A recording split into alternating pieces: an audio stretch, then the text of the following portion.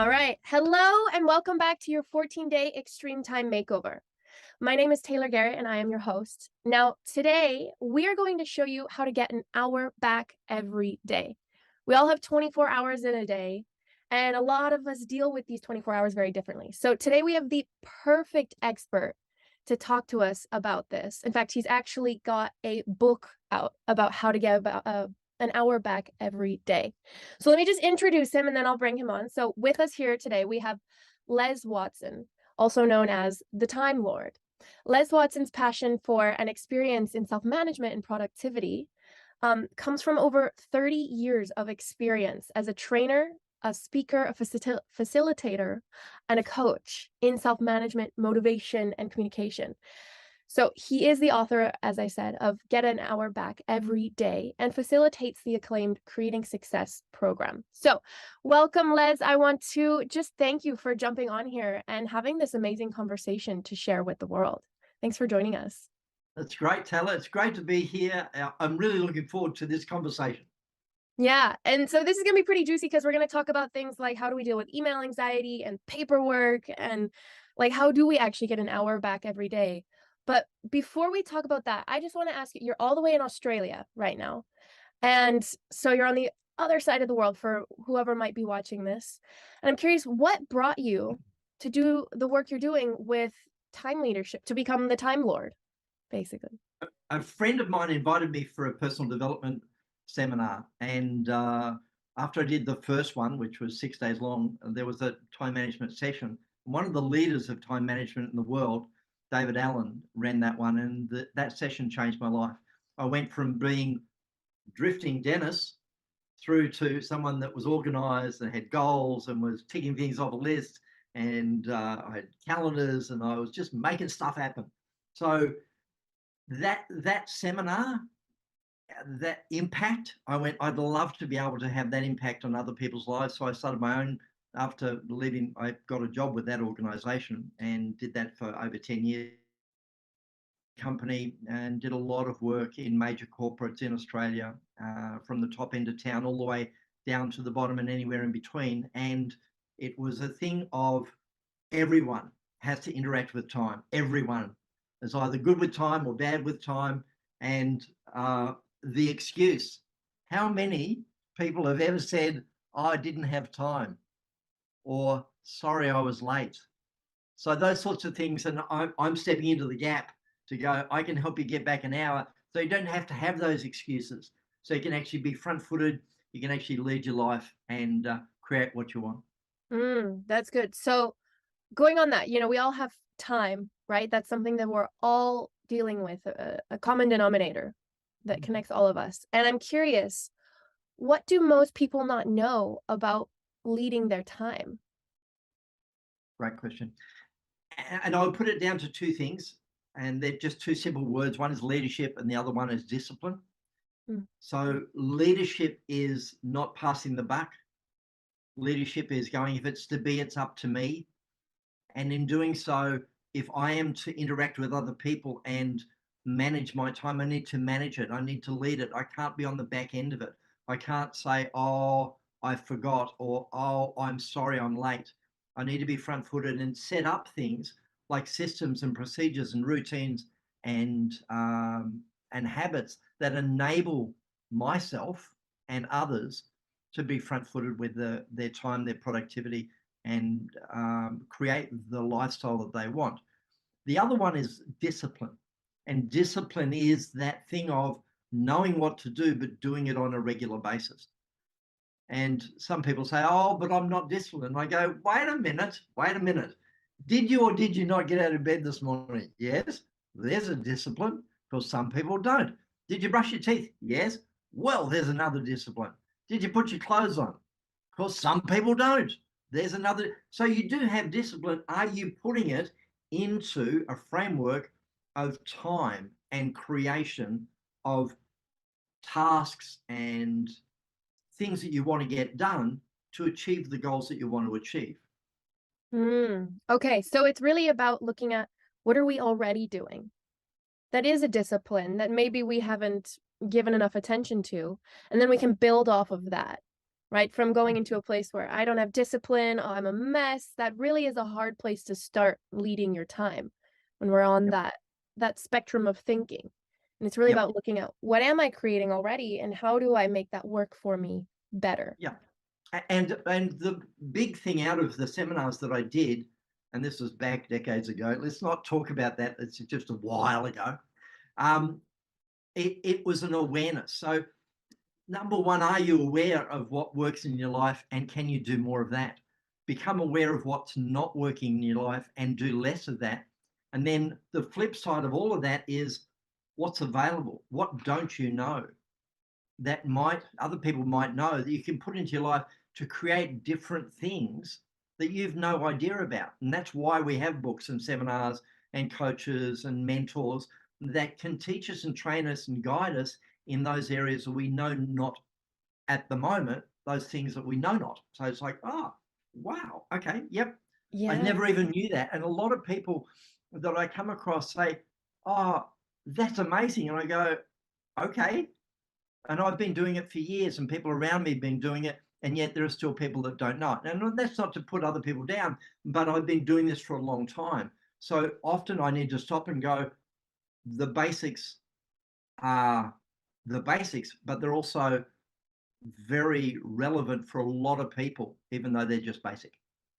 Well, and a lot of this stuff is so simple and we make it complicated with our stories and our, past experiences and all of that can come in cloud what's right in front of us. So I'm curious when you say, figure out what you don't want and do less of that, right, in your life, and then start doing more of what you do want. But I'm curious for a lot of us who are on that, we're in a place where we're doing a lot of what we don't want. We're experiencing a lot of what we don't want. Maybe it's email anxiety, maybe it's so much work.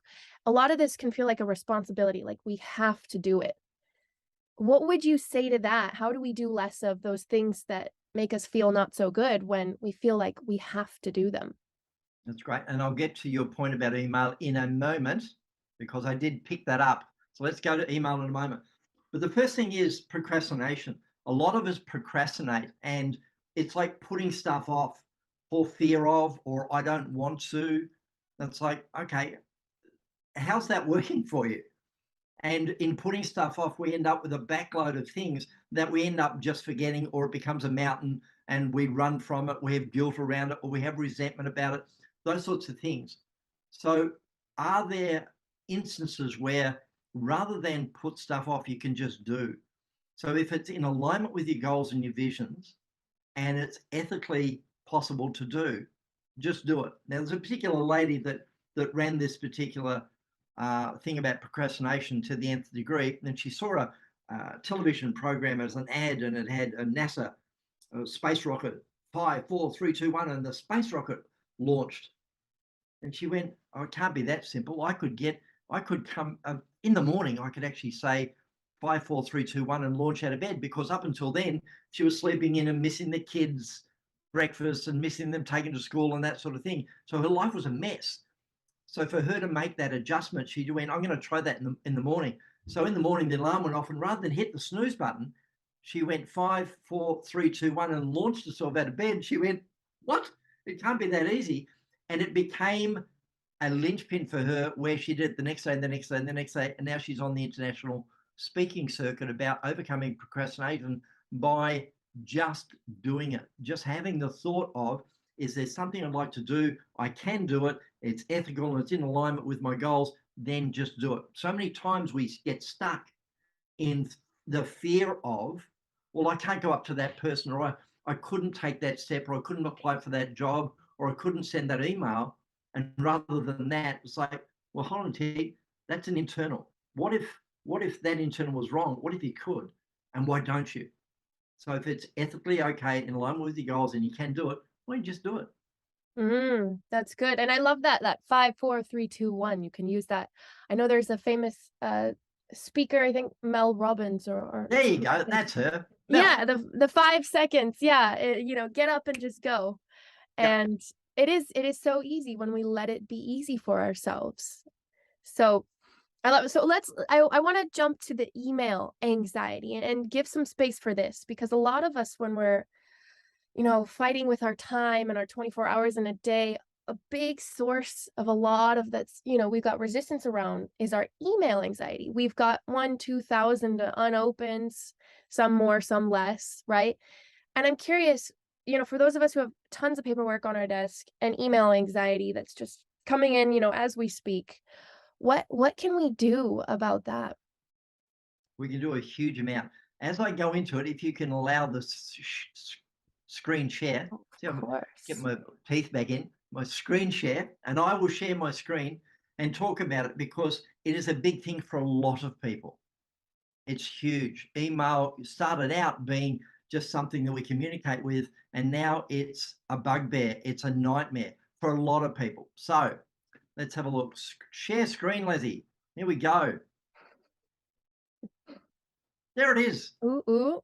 I Handling love that email one. and paperwork, the 4Ds. Now these are the 4Ds. A lot of people know them, and I want to give you a story in as much as Dale came to a public seminar of mine, and he had 6,000 emails in his inbox, and he goes, "Oh, Les, problem, come to my office and sort this out." So I came and I said, "Show me," and 6,000 emails. I went, "Okay, how many of those emails are relevant?" He said, "Oh, I don't know, about 20." I said, "Great. So put another folder over there and call it demilitarized zone or 2022 or your name." So Dale, and I want you to transfer the 5,980 into that folder. You're not deleting them, so no need to have heart attack, no need to have apoplexy. It's okay. All they're doing is transferring from your inbox to the folder. And when he did that, he was left with 20 emails. And he went, "Wait a minute, I can do 20 emails." And what happened was he got to the end of the day and he got to this thing called Inbox Zero. And it's a thing, David Allen talks about it, Merlin Mann talks about it, Inbox Zero. So if you need to, go and look at that. However, Inbox Zero is a thing. So the inbox is a great place to work from, not a good place to store. And he went home, had a wonderful afternoon, evening with his family, and came in the next day, and there were 7 emails. He said, "I can do 7 emails." And what happened was his productivity soared because he was on top of his email, not underneath it. So, Les, I hear you ask, how do you get on top of your emails? Well, that is the 4Ds: do, dump, delegate, and decide when. So let me just go through them. And this is simple, and yet there are challenges with it. And I'll get to the challenges afterwards. So do. If you can do a task in under 2 minutes, just do it. So rather than think about it, just do it. Similar to Mel Robbins, 5, 4, 3, 2, 1, get that sucker out of there, just do it. So if you can do it under 2 minutes, just do it. That's the first one, do. Second one is dump. The most underused key on the keyboard is the delete key.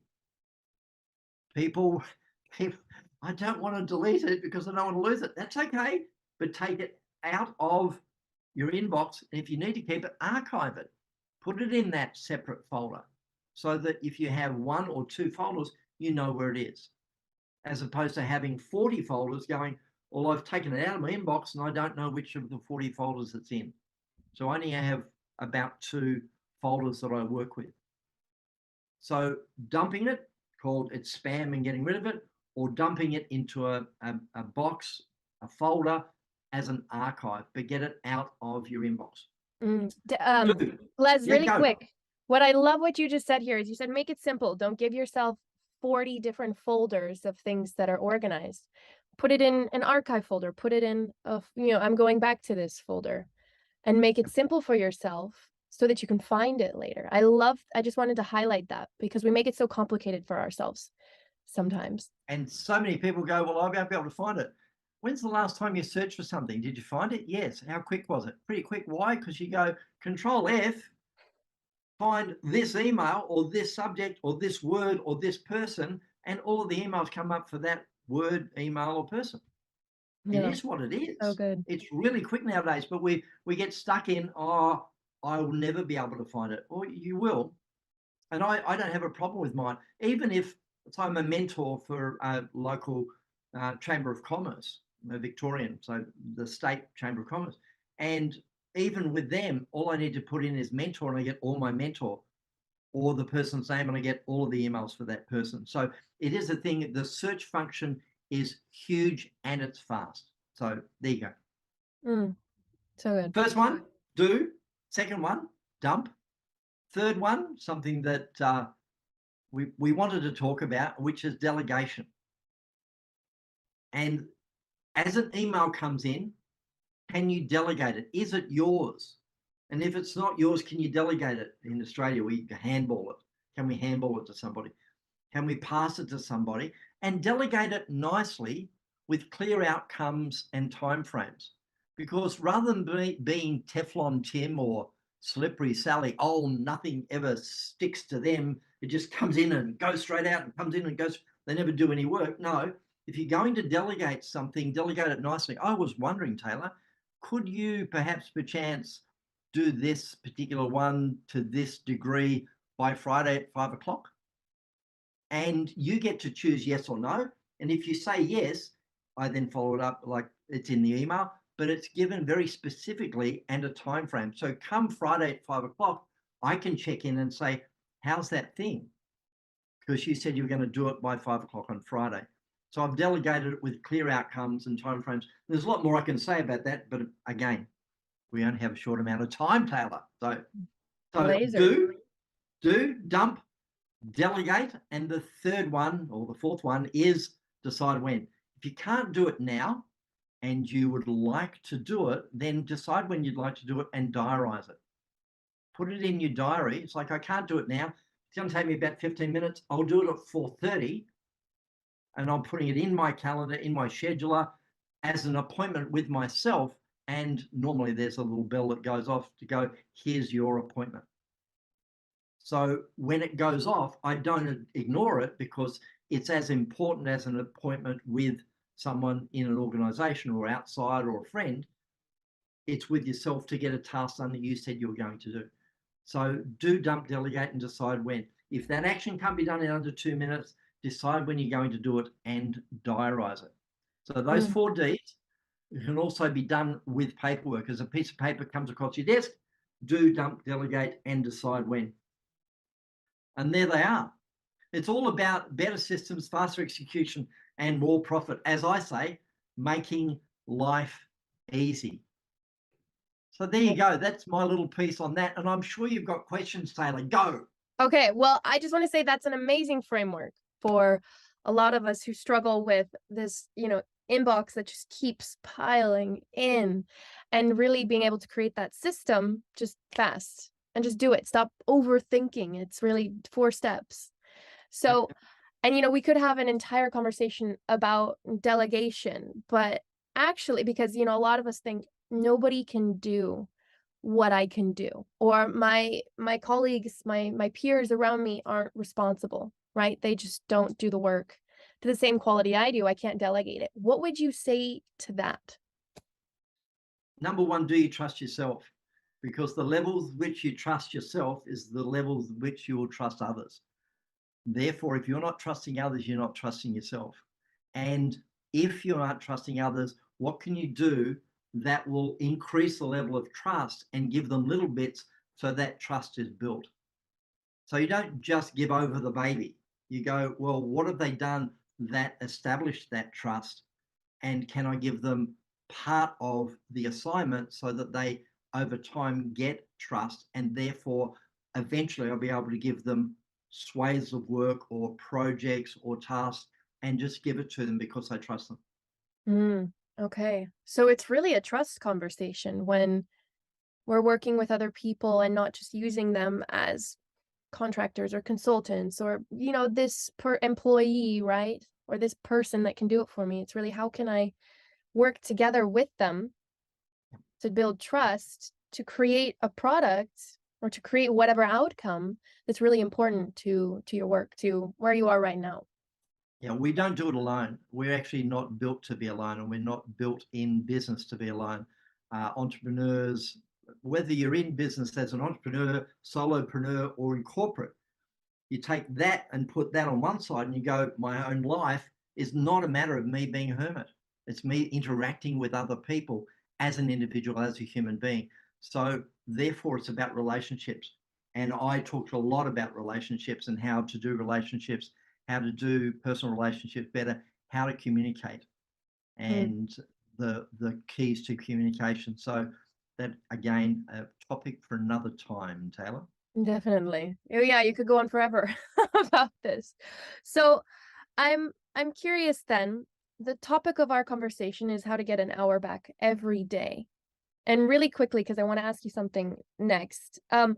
How do we, in a nutshell, get an hour back every day? You know, summarizing what we talked about here and maybe something we've missed. How do we get that hour back? All right. So the book itself, where's my book? There it is. I'm not far away. There it is. Get back an hour and every day. It is a book. It is available on my website. And if I was to, the first thing to do is get everything out of your head down onto paper. So do a data dump, a mind sweep, and get rid of the incompletions out of your head down onto paper. This is really quick. So once you've done that, you can then categorize them and put them into delete. Like I'm Taylor, it's been on the list for 12 years. It's time to let it go. I don't want to let it go. Time to let it go. So you need to delete some things, 2-minute jobs, single action items, projects, someday maybes. So you categorize them. And then in what context are you doing it? Are you doing it at home? Are you doing it where you volunteer, where you serve, at work? And if you contextualize it, you have the ability to be in that particular context, fully aware that you're doing those tasks. And when you leave that context, you can go on and do tasks in another context. Like I'm at home, I'll wait until I get to work to do work. So when I'm at home, I do home. And when I'm at work, I'll wait until I get home to think about home and do the home tasks. And therefore, those incompletions, those that data dump and mind sweep getting out of your head on paper, where does that live? It needs to live in a trusted system. And I don't mind if it's paper-based or app-based, but you need one system rather than, oh, it's around here somewhere, Taylor, it's on a post-it note, it's on the back of an envelope, or it's on a napkin. No, one system. And I use a 6-ring binder. It works for me. I've got calendar at one end, and the other end or the other side is areas of responsibility, so that I can take something with me, whether it's paper-based or app-based, that enables me to take notes with all of those areas in my life, and it's in one place. So as like this, again, I could speak forever on this topic, but hey, I think we must be getting close to time, Taylor. We are. We definitely are. And I mean, there's so much to look at when we're starting to lead our time. It's like you're an expert in self-management and teaching people how do we start managing ourselves. Make it simple so you can move faster. And you said one system. I love that. It's just create one system where everything goes and get really intimate with that system so that you can use it and optimize it. So, Beautiful. wrapping this up, I know that you have, for everybody who has been listening and loves what you have to say and wants to know more, I know you have something to offer. What is that? Time tip, 25 time tips for busy people. So if you listen to this and you go, I want to know more, here's a freebie. It's a PDF of 25 time tips for busy people, and it's available. The link will be there, but it's just Get More Time. I'm in Australia, so it's getmoretime.com.au/time tips. I'm going to put that right on this page. Yeah, and that'll be available. Just a download, pop your name and your email address in there, and it's available immediately. So know that that's available for you. I'd love to have a conversation with anybody. You can download it, you can ask me questions, but that's a freebie from me to anyone that would like to download it. Mm. And it's so good. It's such a great list, and make it simple for yourself, make it easy. It's all right there. So you just start with that, trust yourself. We've got gold right here with the Time Lord Les. So I want to thank you, Les, for jumping on here and sharing all of that abundance of information on how we can get an hour back every day. Like, this works. This is what you do. You help people do it every day. And so take this freebie, take this offer, and just check out what those 25 tips are and apply one today. So just start now. Well, thank you, Les, coming all the way from Australia. And yeah, it was such a pleasure to have you. You're welcome, Taylor. Thanks very much for having me.